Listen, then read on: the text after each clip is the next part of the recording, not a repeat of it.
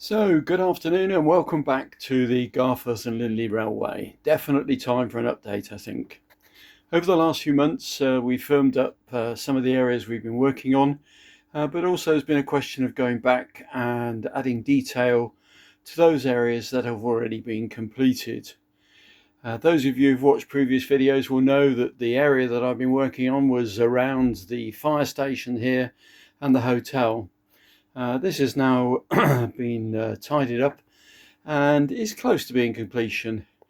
We have a car park for the hotel with various vehicles and a small beer garden at the back with benches and sunshades. Obviously, the one thing that's missing, probably across a large swathes of the layout, are the people, and they tend to get added at a later stage because if I put them on too soon, they tend to get knocked over. So as we're hovering around this part, the ends of the sidings of the main station have also been have also received some work, and I've started to think about what we might use the platforms for and how we might model the area down here. You'll also notice that there's quite a lot of rolling stock out. I decided it was time to stop actually modelling all the time and run a few trains. So there's the Flying Scotsman over the far side of the station alongside Thomas, and the Sprinter here, and the Lancashire and Yorkshire steam engine at the end of at the head of a freight train. I've been thinking a lot about these platforms here and realised, as you often do as you design and build a new layout, that I perhaps haven't got these sidings right, that in order to be able to model the various processes for loading and unloading from rolling stock in this area isn't really very good. There isn't really space for a cattle dock, for instance. So it may well be at some stage that this closest siding is actually removed, but I'm not too sure. We'll get to that at some stage in the future. But the eagle-eyed amongst you will notice that the signage of Cake Town has now been put in place.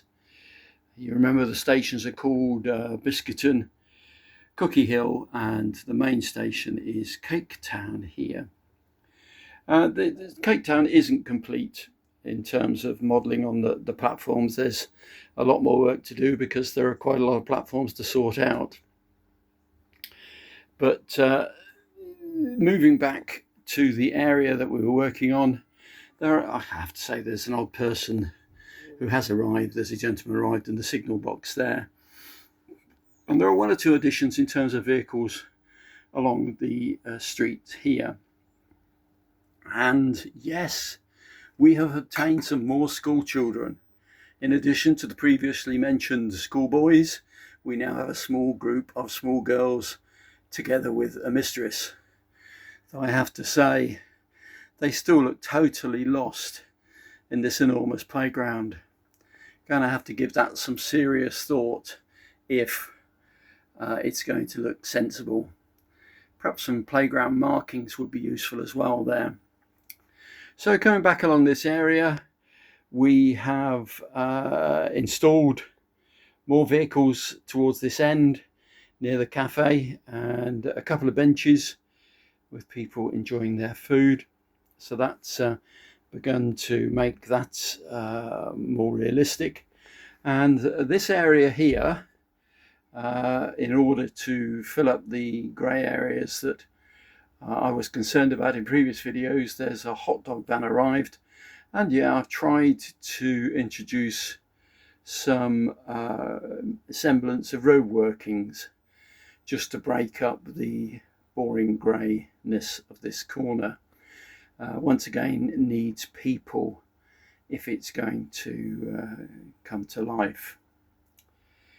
So that was that part. As I say, we've been detailing various areas. So as we move along past Biscuiton into the field adjacent to the line here, we've introduced a couple of children's play park type rides, and they probably need another one or two up here just to fill the space.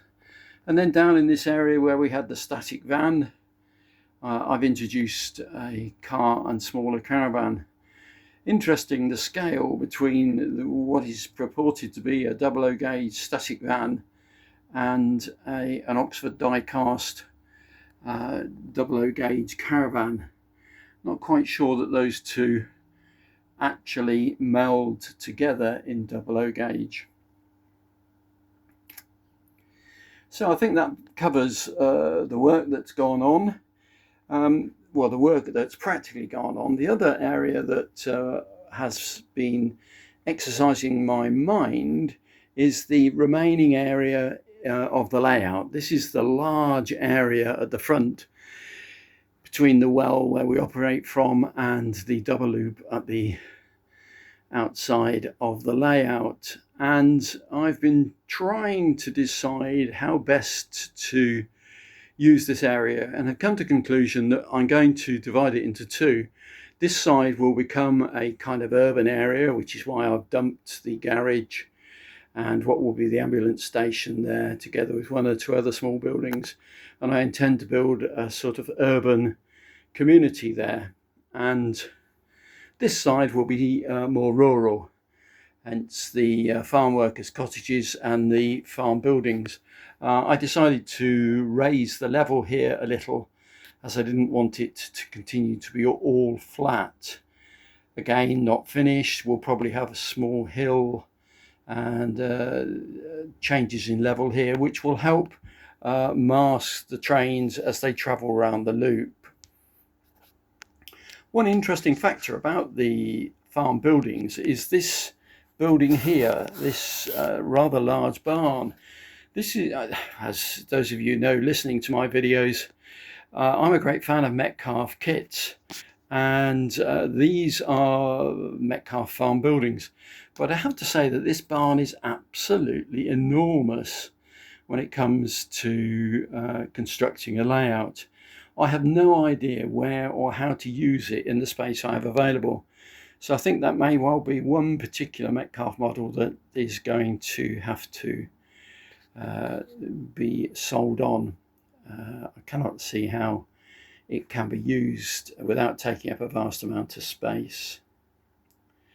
My mind is also turning to how we develop the areas near the branch line and perhaps linking up the area down here, the rural area, with the branch line, which is why I have constructed a new Dapole footbridge, sprayed it green. Quite pleased with that green, actually. It's a hunter's green, and the intention is that that footbridge will span the double loop from the rural area here to footpaths the other side, but will also, when the levels are right, give pedestrians the opportunity to access a footpath along the track by the side of the branch line.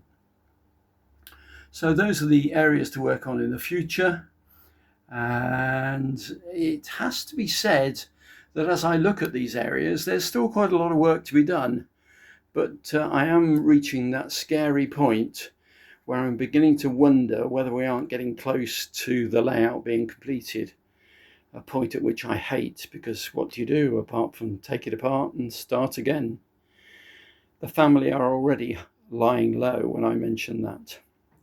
And I've mentioned people and the need for people, and I just thought I'd mention these because buying people ready painted can be so expensive.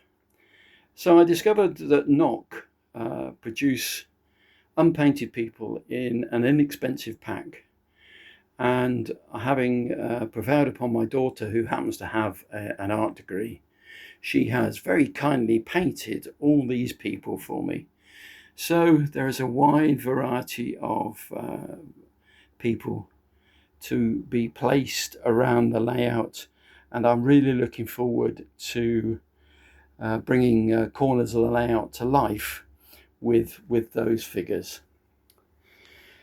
So that's it. As I say, tidying up, adding details, putting vehicles on, even buses under bridges, has been the order of the day for the last few months, but really having fun, as I hope everybody else who's modelling is having fun too, because if you don't have fun with your railway modelling, there's not a lot of point in doing it. Thanks very much for listening, guys. Bye.